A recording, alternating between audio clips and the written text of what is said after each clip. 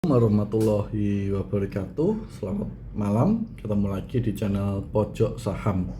Nah, kali ini kita akan mengupas atau mengulas tentang laporan keuangan dari sumber Alvaria Trijaya atau yang lebih dikenal dengan Alfamart. Jadi Alfamart ini salah satu perusahaan yang bergerak di bidang retail ya. Jadi penjualan retail, dan kita semua tahu bahwa cabangnya ada di mana-mana. Nah, bagaimana hasil laporan keuangan 2022-nya, kemudian kita akan coba ulas mengenai penyebab kenaikan atau mungkin hasil dari laporan 2022 ini. Mudah-mudahan bisa bermanfaat ya. Nah, ini saya sudah download ya laporan keuangannya tahun 2022 di sini. Ini adalah terkait dengan PT Sumber Alvaria Trijaya. Kita langsung masuk ya. Nah, ini ya simbolnya Alfamart. Sebentar, kita masuk pada neraca.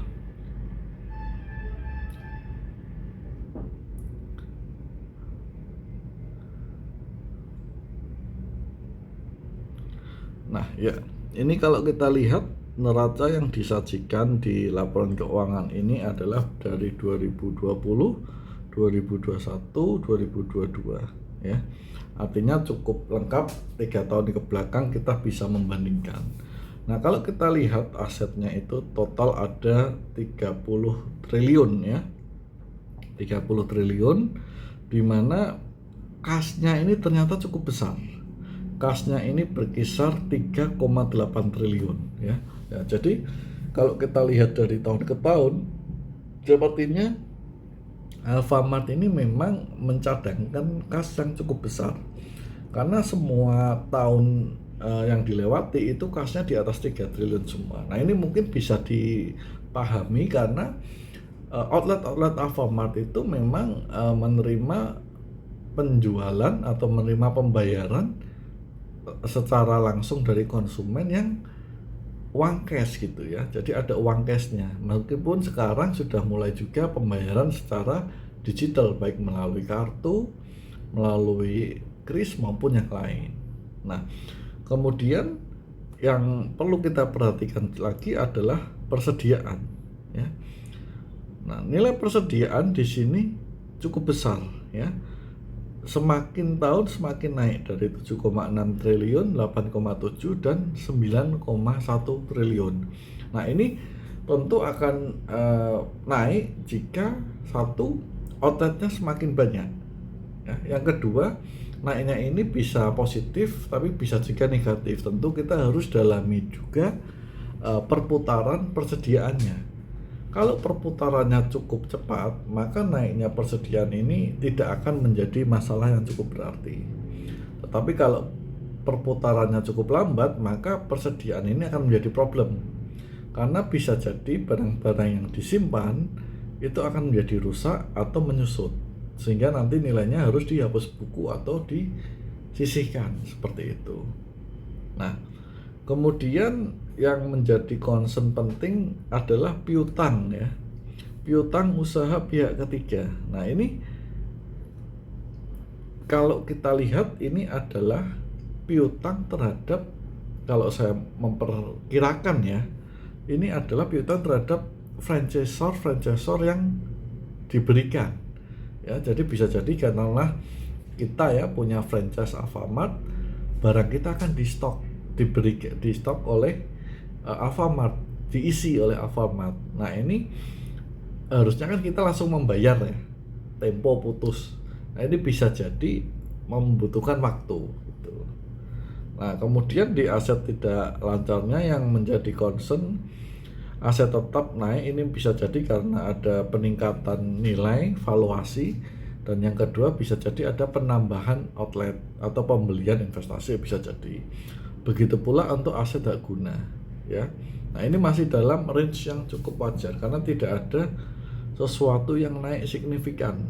Di sini hanya ada yang signifikan dari 300 ke 700 itu adalah investasi. Ya, ini mungkin pembelian tanah atau pembelian ruko ya, seperti itu. Tetapi belum untuk jadi outlet seperti itu. Nah, Kemudian kalau kita lihat liability dan equity-nya ya, kita pertama cek liabilitasnya. Nah, ini yang menjadi concern adalah utang pihak ketiganya ya. Utang usaha ya. Utang usahanya semakin tinggi. Begitu pula utang lain-lainnya ya. Nah, ini tentu menjadi perhatian apakah utang ini adalah utang yang sehat atau tidak. Nah, artinya kalau kita bandingkan dengan kasnya masih belum bisa menutup hutangnya. Artinya tadi kas ada sekitar 3,8 triliun ya, cuman utangnya ada sekitar 10 triliun. Nah, ini belum bisa nutup. Nah, tinggal nanti kita bedah apakah utang ini merupakan utang yang baik atau tidak. Artinya ini cuman utang tempo atau utang yang lain, seperti itu ya. Kemudian kalau dari sisi yang lain tidak ada yang perlu diperhatikan atau perlu cukup signifikan. Ini hanya dua item ini yang menurut saya penting, utang usaha pihak ketiga dan utang lain-lain pihak ketiga ini, karena nilainya gradually naik terus ya. Kemudian untuk liabilitas jangka panjang, untuk liabilitas jangka panjang yang jatuh tempo ini tadi ya, tidak terlalu signifikan juga nilainya ya. Jadi kalau untuk liability saya pikir kita harus berkonsentrasi hanya pada utang pihak ketiga dan utang lain-lain ini. Nah, kemudian utang banknya kalau kita lihat ya di liabilitas jangka panjang ini hanya berkisar sekitar 700 miliar. Naik memang ya, yang sempat turun di tahun 2021 ya. Nah, cuman tidak sebesar utang usaha ya. Jadi masih menurut saya masih oke lah kalau utang banknya, karena tadi cashnya cukup besar 3,8 triliun. Nah, kemudian untuk equity kita nggak akan terlalu bahas terlalu banyak ya, karena masih ada saldo laba yang belum ditentukan, itu sekitar 8,7 triliun. Ini belum ditentukan penggunaannya ya. Oke. Nah, kita masuk ke laporan laba rugi. Nah, kita lihat ya, di tahun 2021 tercatat pendapatan dia ada 84 triliun. Dan di tahun 2022 pendapatannya 96 triliun. Ini artinya mengalami kenaikan sebanyak 8 triliun dalam satu tahun. Nah, ini artinya apa? Artinya bisnis dari Alfamart bertumbuh cukup pesat. Kalau naik 8 triliun dari 84 triliun, ini artinya 10%-an ya kenaikannya. Nah, ini menurut saya adalah imbas dari pandemi. Nah, pandemi orang akan beralih dari online ke offline, dari offline ke online. Nah, selain itu juga berdampak pada penurunan daya beli masyarakat, sehingga masyarakat yang biasanya berbelanja bulanan berubah menjadi habitnya berbelanja mungkin mingguan karena daya belinya menurun. Kalau orang sudah mulai berbelanja mingguan atau mungkin bahkan harian, maka dia akan lebih mencari penyedia barang yang dekat dengan rumahnya. Nah, di mana Alfamart ini strateginya adalah dekat dengan perumahan atau pemukiman warga. Nah, ini prediksinya kenapa bisa naik 10% lebih, karena tadi ya, perubahan satu karena pandemi, di mana orang akan lebih menurun daya belinya, terutama masyarakat menengah ke bawah, sehingga dia akan lebih menghabiskan uang belanjanya ke tempat-tempat yang lebih dekat, yaitu di Alfamart atau mungkin pesaingnya Indomart. Nah, ini yang membuat kenaikannya cukup tinggi. Nah, kemudian gross profitnya oke, masih terjaga. Kemudian tentu saja ini ujungnya adalah laba tahun berjalannya naik cukup tinggi, naik 1 triliun ya, dari 1,9 ke 2,9 triliun. Nah, cukup tinggi sekali ya. Nah, kemudian kita akan lihat arus kas operasionalnya, apakah memang bisnisnya ini untung atau tidak. Nah, kalau kita lihat dari arus kas operasional, ini memang penerimaannya tadi ya 96, pembayaran ke pemasok 76, pembayaran gaji 9 triliun, pembayaran kas beban usaha 4 triliun, dan lain-lain, sehingga masih ada uang bersih dari bisnisnya 7 triliun. Nah, ini artinya memang bisnis dari Alfamart ini berjalan dengan baik. Ya, tinggal nanti kita harus cek apakah utang tadi ya, baik utang usaha pihak ketiga maupun utang lain-lain itu adalah utang yang sehat. Kalau itu utang yang sehat, maka prospek dari bisnis emiten Alfamart ini menurut saya masih sangat oke. Karena masyarakat kita sudah mulai beralih ya. Kita lihat ya, kalau kita ke kota-kota besar ya, mungkin di daerah Anda ada mungkin swalayan besar, itu sekarang kan mulai sepi.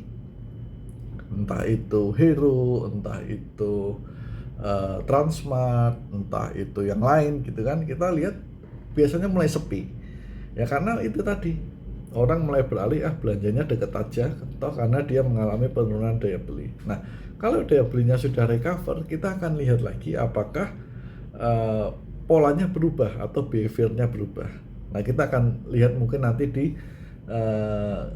bulan Maret ini, laporan keuangan bulan Maret atau bulan Juni nanti. Apakah dengan sudah dicabutnya PPKM, masyarakat beralih kembali ke berbelanja ke swalayan yang lebih besar, atau tetap ke swalayan yang retail yang kecil seperti Alfamart ya. Nah, kemudian dari arus kas investasi ini masih normal ya, karena perusahaan terus berbelanja untuk aset tetap dan aset hak guna. Kemudian kalau untuk dari pendanaan, nah ini ternyata ada utang bank ya. Dia dapat pencairan ya, utang bank 89 miliar ya. 89 miliar benar. Sorry ya. Nah, memang selain ada penerimaan, dia juga ada pembayaran utang bank jangka pendek 90 miliar ya.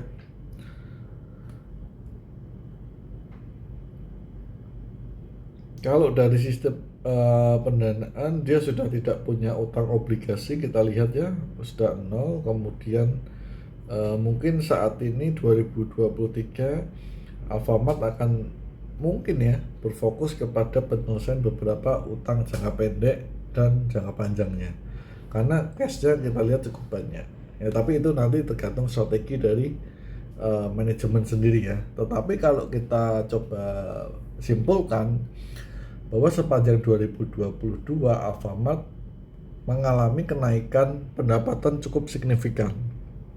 Nah, ini menurut saya ditengarai atau disebabkan dari faktor pandemi COVID ini, di mana terjadi perubahan satu cara berbelanja dari masyarakat yang awalnya mungkin bulanan menjadi mingguan bahkan harian, karena ada penurunan daya beli seperti itu, sehingga orang akan lebih spend uangnya dalam berbelanja secara harian.